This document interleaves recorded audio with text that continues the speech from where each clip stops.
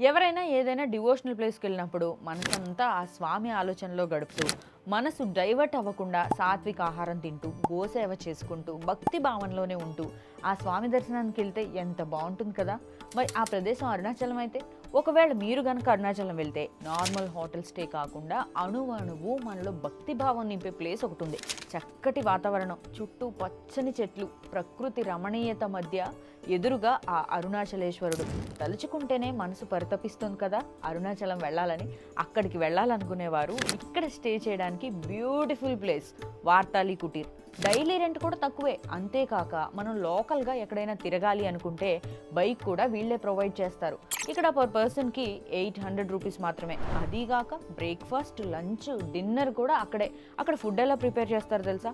Food prepare చేసినంతసేపు కూడా వాళ్ళు Lalitha Sahasranamam chanting చేస్తూ ఉంటారు.